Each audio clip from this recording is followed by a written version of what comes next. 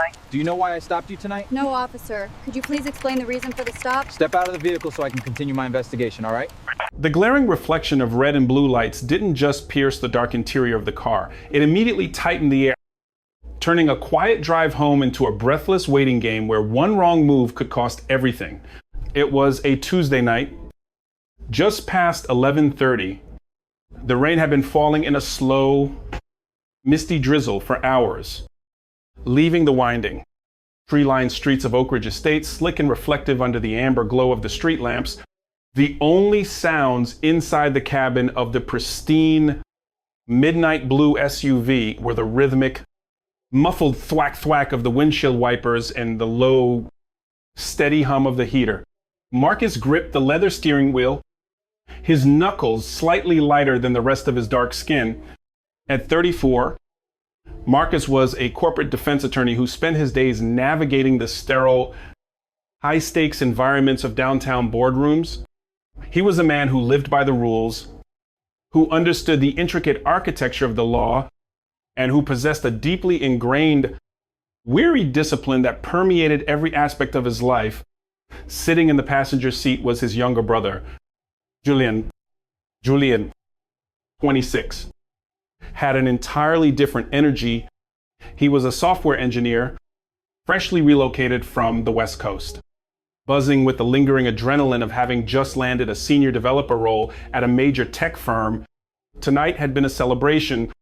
They had spent the last 3 hours at a high-end steakhouse just outside the neighborhood, sharing a dry-aged ribeye, laughing over childhood memories, and clinking glasses of sparkling water to toast. Julian's new chapter, Julian was still smiling, his head leaning back against the headrest, halfway through a sentence about the coding architecture he was going to overhaul, when the harsh, staccato chirp of a police siren cut through the night. The sound was like a physical blow. Julian's voice died in his throat. He sat up straight, the loose, relaxed posture of a victorious young man instantly vanishing, replaced by a rigid, terrifying stillness. Marcus didn't curse. He didn't sigh. His face simply hardened into a mask of practiced neutrality. He checked his rearview mirror, his eyes narrowing slightly at the blinding lights bearing down on them, and immediately engaged his right turn signal. The click, click, click of the blinker seemed unnaturally loud in the suddenly silent car. "What did you do?" Julian whispered, his voice tight, stripped of all its previous warmth. "Nothing," Marcus replied quietly, his tone even and controlled. "I was doing 35 and a 35. Both taillights are working. Registration is current." "Then why are we getting pulled over?" "I don't know. Just stay calm. Let me do the talking. Keep your hands visible." Marcus guided the heavy vehicle toward the shoulder, the tires crunching softly against wet gravel before coming to a complete stop. He shifted the car into park. He turned off the engine, cutting the soothing hum of the heater. He reached up and pressed the button for the dome light, illuminating the interior of the car with a harsh yellow brightness. Finally, he rolled down his window all the way and placed both hands firmly on the top of the steering wheel at the 10 and 2 positions. Julian, mirroring his brother without needing to be told, placed his hands flat on his thighs. They sat in the cold, damp air, waiting, 2 car lengths behind them. Police Chief Harlan Vance sat behind the wheel of his idling cruiser.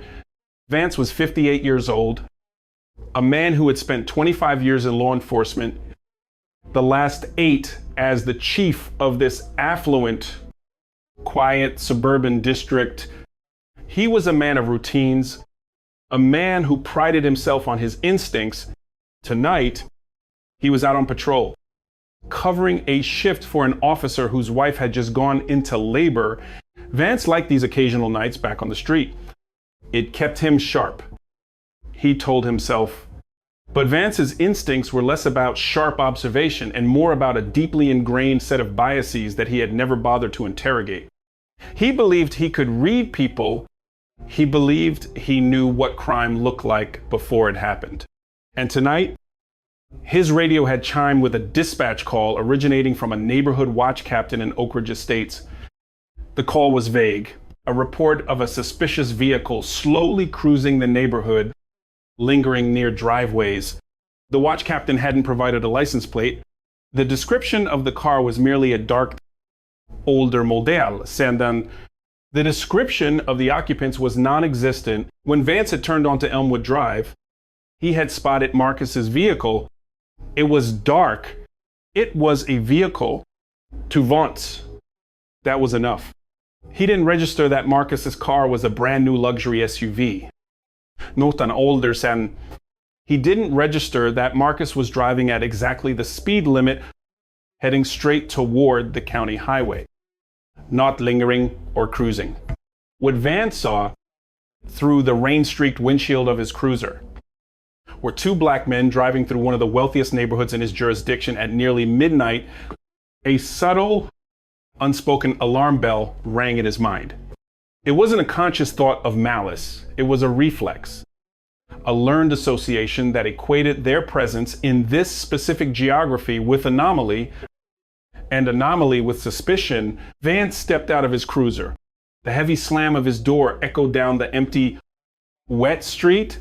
He adjusted his duty belt with a metallic clatter, drew his heavy Maglite flashlight, and began the slow, deliberate walk toward the driver's side window.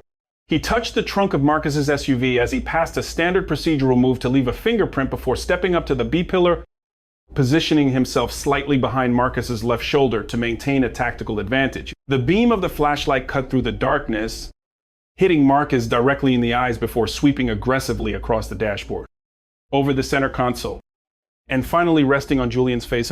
Julian squinted, trying to look straight ahead, his chest rising and falling with shallow, rapid breaths. "Good evening," Marcus said, his voice projecting a calm, respectful authority. "License, registration, and proof of insurance," Vance demanded.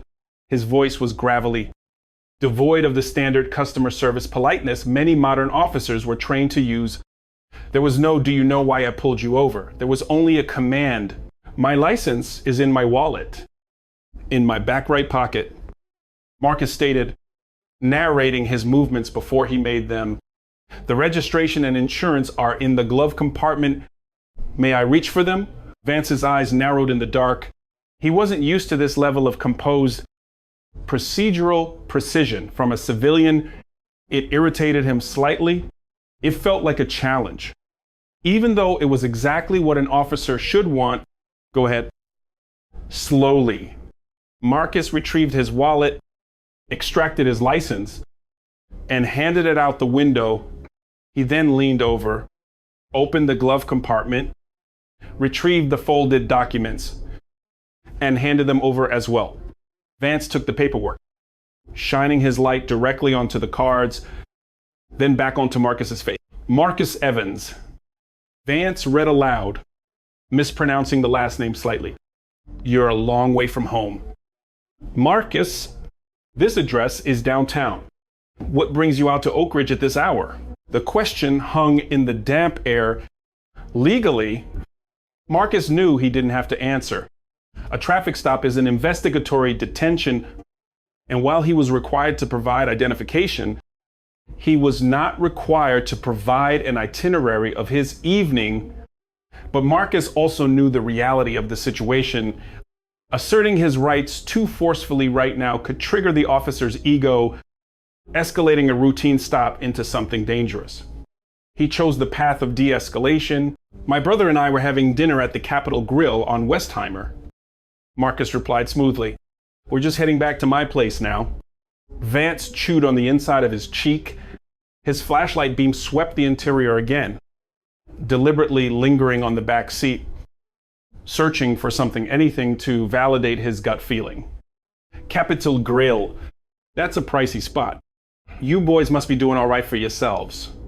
The phrasing sent a cold spike of adrenaline through Julian. You boys. The subtle, patronizing edge in the officer's tone wasn't overtly hostile, but it was dripping with assumption. Julian opened his mouth to say something, but Marcus gently tapped Julian's knee with his right hand, a silent, urgent command to stay quiet. "We do okay." "Officer," Marcus said calmly, "was there a reason we were pulled over? I believe I was observing the speed limit." Vance ignored the question. He leaned slightly closer to the window, sniffing the air. The interior of the car smelled like expensive leather and the faint, lingering aroma of roasted garlic and steak. There was no odor of alcohol. There was no odor of marijuana. We had a call about some prowlers in the area. A car matching your description was seen driving suspiciously, casing driveways. Marcus's legal mind instantly shifted into high gear. The officer was building a narrative. "Officer, with all due respect, this is a brand new SUV. We just left the restaurant 15 minutes ago and have been driving straight down Elmwood. We haven't turned down any side streets or stopped at any driveways. That's your story." Vance said, his tone hardening. He didn't like being contradicted, especially not by someone he had already mentally categorized as a suspect. "Listen, since we've got a report of prowlers, I'm going to need to ask you both to step out of the vehicle." The silence that followed was suffocating. The rain continued to patter against the roof of the car. Julian's heart was hammering against his ribs so hard he thought the officer could hear it. This was the moment. "The threshold, officer," Marcus said, his voice dropping an octave, becoming firmer, though still devoid of aggression. "Under Pennsylvania v. Mims, I understand you have the authority to order us out of the vehicle. However, I'd like to understand what reasonable, articulable suspicion you have that we are involved in criminal activity. You mentioned a car matching our description. What exactly was that description?" Vance stiffened. The mention of case law was a red flag to a certain type of cop. To Vance, it sounded like resistance. It sounded like someone with something to hide, trying to use big words to confuse the issue. "I don't need to try the case with you on the side of the road. Sir, step out of the car." "I will comply," Marcus said immediately, raising his hand slightly to show compliance. "I am stepping out, but I want to state for the record that I do not consent to any searches of my person or my vehicle." Marcus slowly opened the door and stepped out into the rain. He was tall, 6'2", standing eye to eye with the chief. The physical proximity seemed to agitate Vance further. "Turn around and place your hands on the roof of the car." Vance commanded. Marcus complied. The cold, wet metal of the roof soaked through his suit jacket. He heard the passenger door open as Julian, trembling slightly, did the same on the other side. Vance stepped up behind Marcus. He didn't immediately conduct a pat down for weapons. Instead, he unclipped the microphone on his shoulder. "Dispatch, this is Chief Vance.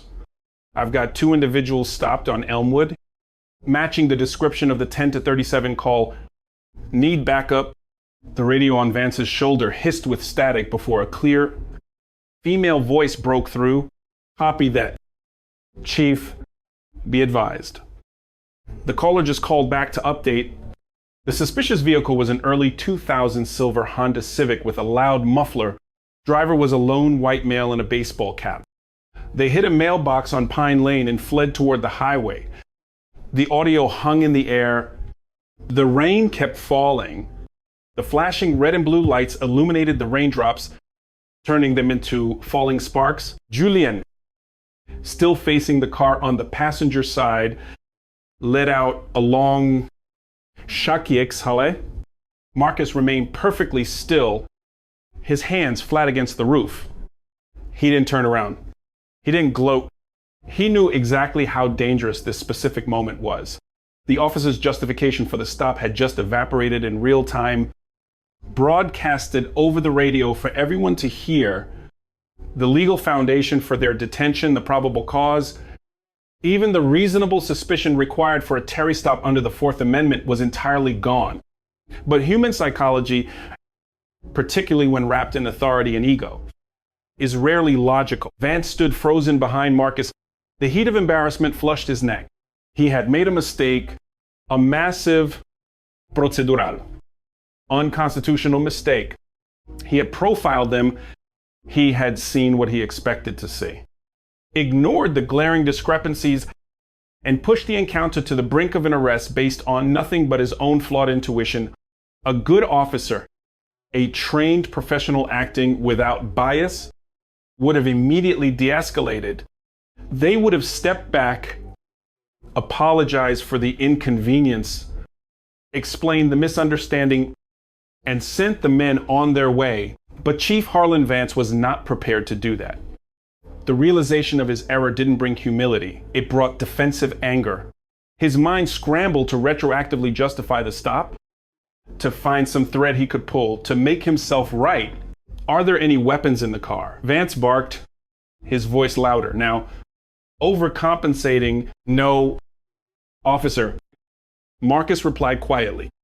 And as I stated, you do not have my consent to search the vehicle.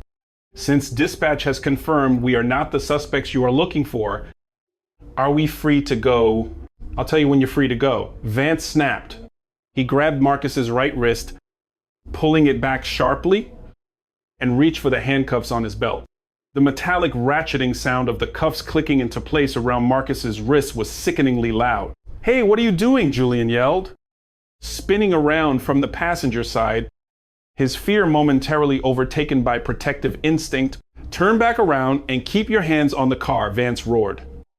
Dropping his flashlight, his hand dropping instinctively toward the handle of his sidearm. Julian, do what he says, Marcus shouted, his voice cracking for the first time. Do not move, do not speak. Julian froze, staring wide-eyed over the roof of the car at his older brother in handcuffs.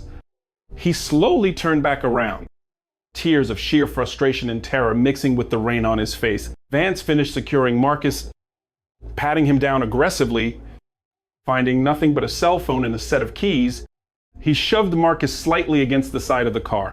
I saw your passenger make a furtive movement before you pulled over, reaching down under the seat. That gives me probable cause to search for weapons. It was a lie. A textbook fabricated legal shield. Marcus knew it. Vance knew it. The dashcam recording from Vance's cruiser, pointing directly at the brightly lit interior of Marcus's car during the entire stop, would eventually prove it. There had been no furtive movement. Julian's hands had been visible the entire time, but in the dark, on the side of the road. The truth was temporarily suspended by the sheer force of a badge. For the next 20 minutes, Marcus and Julian stood in the freezing rain while Vance tore through the interior of the pristine SUV. He pulled out the floor mats. He rummaged through the center console, scattering mints and charging cables. He opened the trunk, unzipping Julian's duffel bag, pulling out meticulously folded shirts and leaving them crumpled on the damp carpet of the trunk. The entire time, a profound, heavy silence settled over the scene. Marcus watched his property being violated, feeling the cold steel of the handcuffs biting into his wrists, calculating every legal maneuver he would execute in the coming days. But beneath the cold calculus of the lawyer was the raw, unmitigated exhaustion of a man who realized that no amount of education, no level of income, no perfectly tailored suit could serve as armor against the presumption of guilt. When backup finally arrived, two younger officers who pulled up with sirens blaring, they stepped out and surveyed the scene. One of them, a rookie, looked at the ransacked luxury car, looked at the two well-dressed men, and then looked at Chief Vance, who was standing in the rain, empty-handed and red-faced. Chief, the younger officer, asked hesitantly, "Find anything?" Vance stared at the scattered belongings in the trunk. He swallowed hard, the reality of his failure finally breaking through his stubborn ego. He had nothing. No drugs. No weapons. No stolen property. Just two men who had been trying to go home. Without a word, Vance walked over to Marcus He didn't meet Marcus's eyes as he unlocked the handcuffs. The metal clicked open and Marcus slowly rubbed his wrists, bringing his arms forward. "You're free to go," Vance muttered, turning his back and walking swiftly toward his cruiser. He didn't offer an apology. He didn't offer to help repack the trunk. He just wanted to disappear into the dark. Marcus didn't yell after him. He didn't hurl insults. He simply walked to the back of the car, where Julian was staring blankly at his ruined clothes. Marcus placed a heavy, reassuring hand on his brother's shoulder.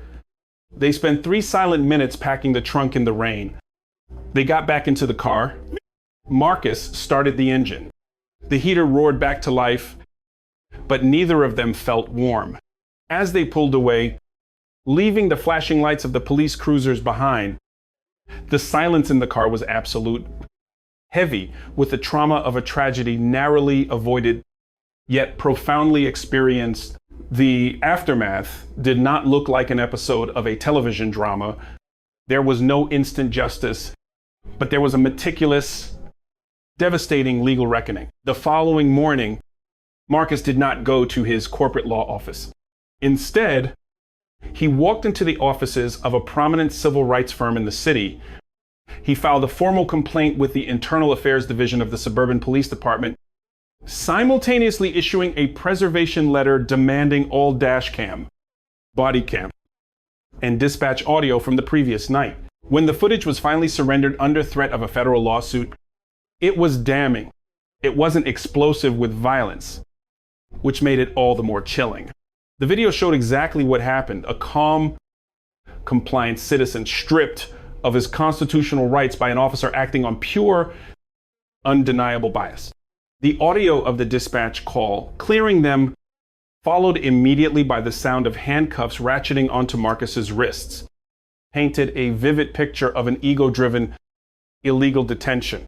Furthermore, the dashcam footage definitively proved the furtive movement was a complete fabrication. The town council of Oak Ridge Estates attempted to keep the matter quiet, offering a substantial financial settlement behind closed doors. Marcus refused the non-disclosure agreement. He didn't want their money to buy silence. He wanted structural change. When the body cam footage was eventually released to the local press, the public outcry was immediate and sustained. The citizens of the affluent suburb, forced to confront the reality of how their police department operated in the shadows of their manicured lawns, packed the town hall meetings. Chief Harlan Vance was not fired immediately. Bureaucracy protects its own. There was an administrative leave. There was an investigation. There were union reps arguing about split-second decisions in the heat of the moment. But the evidence of the fabricated probable cause was a bridge too far, even for the union, facing a massive civil rights lawsuit and a potential perjury charge if he ever took the stand to defend the stop. Vance was given an ultimatum 6 months after the rainy night on Elmwood Drive. Chief Harlan Vance submitted his papers for early retirement. He faded away, keeping his pension, escaping the criminal accountability that an ordinary citizen would have faced for false imprisonment, but losing his badge, his authority, and his public reputation for Julian. The victory felt hollow. He had moved to the city full of optimism, believing his success would shield him from the ugly realities he had read about. The traffic stop fundamentally altered his perception of the world. He became hyper-vigilant. He installed front and rear dash cams in his own car. He learned the exact phrasing to use if he was ever pulled over again. A piece of his innocence had been forcibly extracted on the side of that wet road, replaced by a cold, necessary survival instinct. Marcus continued his work. He settled the civil suit, donating the entirety of the funds to a legal defense charity that represented marginalized individuals who couldn't afford a junior partner from a high-powered firm to fight their battles. He had won the legal fight. He had exposed the bias. He had held the system, or at least one man in it, accountable. But the memory of that night never completely washed away. It lingered in the click of his turn signal, in the flash of a headlight in his rearview mirror, in the sudden tightening of his chest whenever he saw a patrol car idling on the side of the road, It leaves us to wonder about the silent, invisible boundaries that exist in our society if a man with a deep knowledge of the law, communicating perfectly, offering total compliance, can still find himself in handcuffs on the side of a dark road simply because he didn't look right to the person in power. How many others, without that knowledge, without that composure, haven't made it home to tell their story? The law is written in black and white, but justice is too often dictated by the subtle, hidden shades of human bias,